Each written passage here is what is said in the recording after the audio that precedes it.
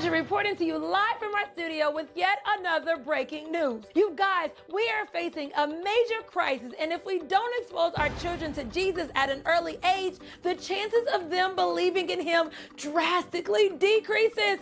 Recent surveys have uncovered a startling reality. According to a survey by the International Bible Society, a staggering 83% of Christians make their first commitment to Jesus between the ages of 4 and 14, during childhood or early youth.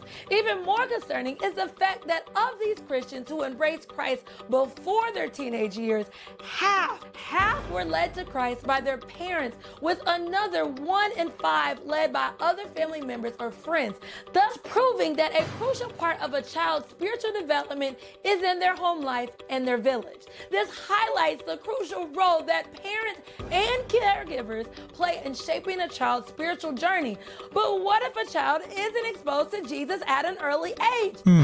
A small percent, and I do mean small percent, of people accepted Jesus as a response to a minister's prompting, and even fewer than that cited a special event as a turning point of their journey.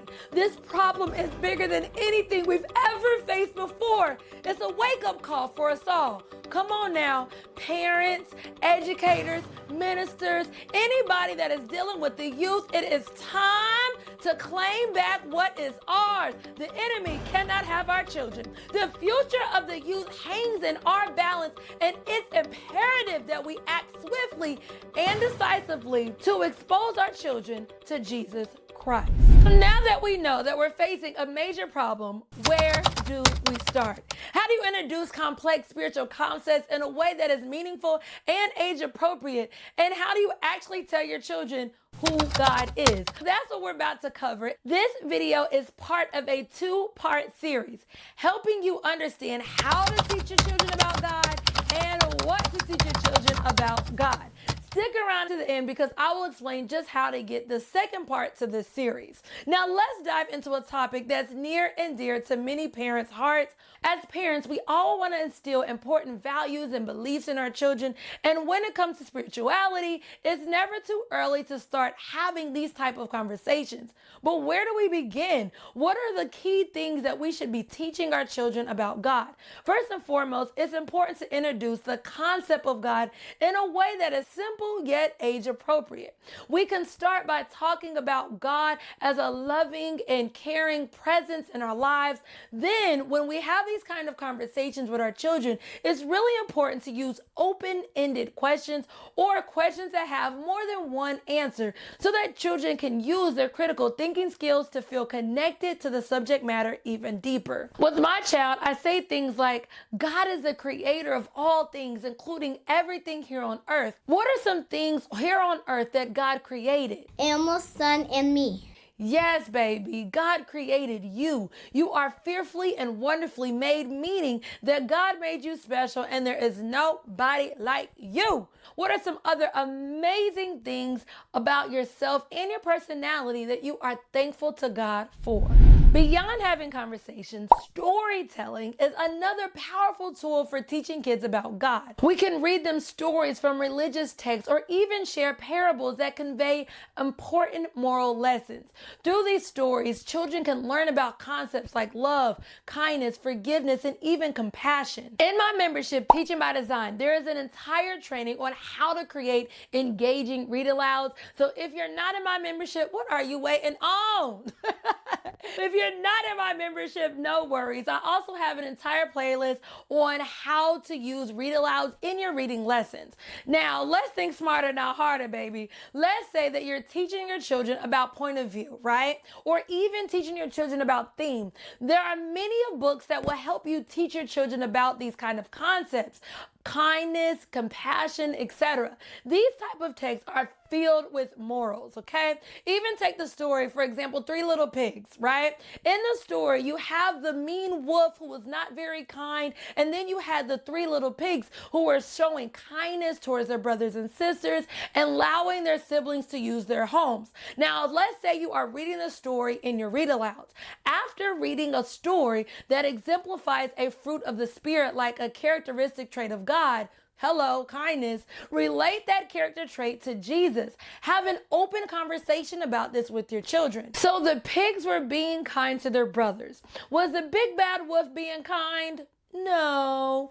Just like the three little pigs, Jesus is also very kind. He is so kind that he gives us things like our house and our food and even our friends. Should we try to be kind to other people just like God is kind to us? Yes. We can also incorporate spiritual teachings into our daily lives. Whether we're baking cookies, going for a walk, or even saying bedtime prayers, there are countless opportunities to talk about God. So try to say things like, "Good morning, sunshine. Let's pray and thank God for blessing us with a new day." Of course, one of the easiest things is implementing grace right before you eat your food. Let's say our grace so that we can thank God for blessing us with the food we eat. By integrating spirituality in our relationship with Jesus Christ in our everyday routines, we are helping our children develop a deeper understanding of their faith. Another important aspect of teaching kids about God is encouraging them to ask questions and explore their beliefs. We want to create a safe and open environment where they feel comfortable expressing their thoughts. So for example, if you're reading a story about Adam and Eve, your child might ask you, "Why was eating the apple a bad thing, mommy?" And let's not forget about putting our faith into action.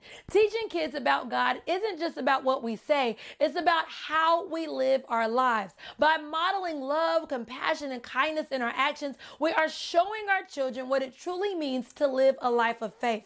And we're also modeling how important God is to us, allowing them to mimic or share that exact same passion.